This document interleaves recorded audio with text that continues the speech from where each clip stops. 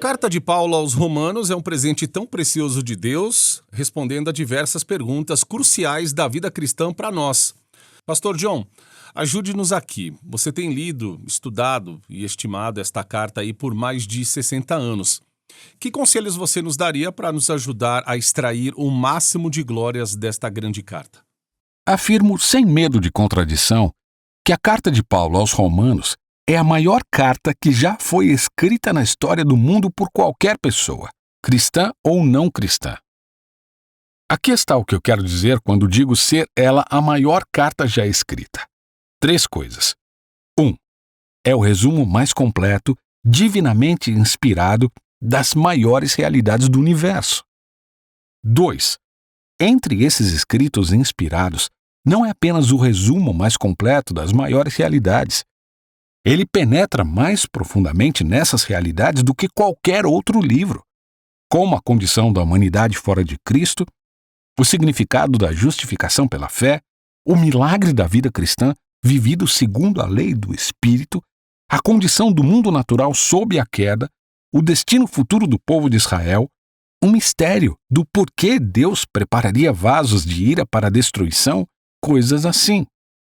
É simplesmente incomparável em seu poder de penetração. 3. O que quero dizer com maior é que nenhuma outra carta teve um impacto maior na história da igreja e do mundo do que ela. Agostinho traçou sua conversão em Romanos 13:13. Martinho Lutero entrou no paraíso da justiça e liberdade imputadas através do portal de Romanos 1:17.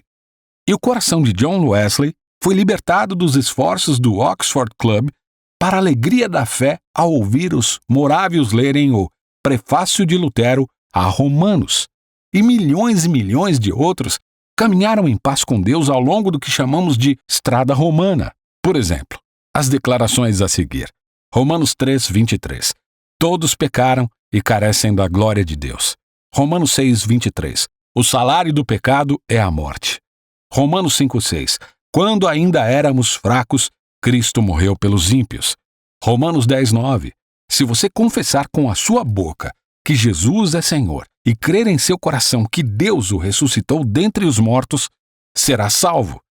Nossa, imagine que milhões de pessoas ouviram essas 4 verdades gloriosas, dolorosas e maravilhosas e foram salvas por Deus. É a maior carta que já foi escrita e deveríamos ter, sempre que nos aproximamos de Romanos, um sentimento de admiração, reverência, gratidão, expectativa e alegria. Não é apenas o Monte Everest das Escrituras. O que de fato é toda uma cadeia de picos de montanhas de revelação crescente. Se há alguma escritura a qual devemos aplicar o Salmo 119:18 é esta: Ó Senhor, abre meus olhos para que eu possa contemplar coisas maravilhosas de tua instrução. Essa é uma boa tradução de Torá, às vezes traduzida como lei.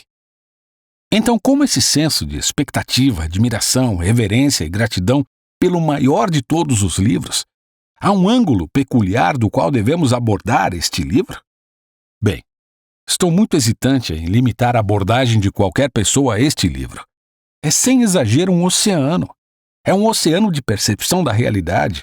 E este oceano não tem fundo e não tem margens, o que significa que este livro nunca será esgotado por seres humanos finitos no que ele tem a nos mostrar sobre Deus e seus caminhos, e sobre seu mundo e sobre seu povo.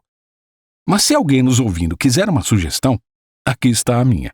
Eu ousaria dizer que nenhum crente entende completamente quem ele é e o que Deus fez para nos tornar crentes, quem somos e o que nos tornaremos. Eu arriscaria dizer que a maioria dos cristãos tem uma compreensão incompleta, e muitos até mesmo defeituosa, do que aconteceu para que fossem feitos cristãos, e da coisa milagrosa que é ser um cristão. Portanto, minha sugestão é que devemos ler Romanos, vasculhar Romanos, por 3 a 4 semanas ou o tempo que estivermos nele, para encontrar a resposta para 5 perguntas. Pergunta número 1. Qual era a minha condição antes de Cristo me salvar? Qual era a minha e a sua condição antes da conversão a Cristo? Que é uma forma da mesma pergunta: qual seria a minha condição agora se Deus não tivesse se movido poderosamente em minha vida para me salvar? Devemos deixar Deus responder essa pergunta a partir de Romanos, não de nossa experiência. Alguns de nós fomos salvos quando tínhamos 6 anos de idade e não temos nenhuma lembrança de qual era a nossa condição antes de sermos salvos. E alguns de nós pensamos que sabemos o quão ruim éramos por causa das coisas ruins que fizemos antes de sermos salvos. Mas não percebemos de fato o quão ruim éramos porque, no fundo, a análise de nossa condição e nossa corrupção é muito mais profunda do que qualquer experiência poderia nos ensinar. Devemos ser ensinados por Deus qual era a nossa condição e qual seria hoje se não fôssemos salvos. Ou não cantaremos hinos como Amazing Grace, Maravilhosa Graça, de John Newton, da maneira que nós deveríamos cantar. Pergunta número 2. O que Deus fez para me salvar dessa condição? Aqui está a segunda pergunta que devemos tentar responder. O que Deus fez em Jesus Cristo na história para me salvar dessa condição? Agora, não vamos confundir essa pergunta com o que Deus fez em mim.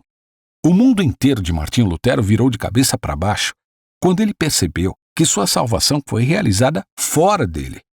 Ele chamou isso de extra-nos.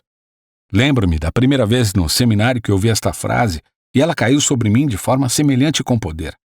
Extra-nos, fora de nós. Séculos atrás, em uma colina fora de Jerusalém, foi consumado. A salvação foi alcançada. A obra decisiva e divina foi feita antes que Lutero existisse, você existisse, eu existisse. O que Deus fez fora de nós para nos salvar na eternidade, na história? Romanos é muito bom nisso. Vamos responder a essa pergunta porque precisamos saber o que ele fez por nós fora de nós milhares de anos atrás, antes de existirmos. Não apenas o que ele faz em nós. Terceira pergunta. O que então Deus fez em nós para nos salvar? O que ele faz conosco por seu Espírito e sua graça soberana? Como minha resistência a ele foi superada? Como isso aconteceu? Como minha fé surgiu? Como foi isso? Se a mente da carne é hostil a Deus e não pode se submeter à lei de Deus, isso é Romanos 8,7, como fui salvo?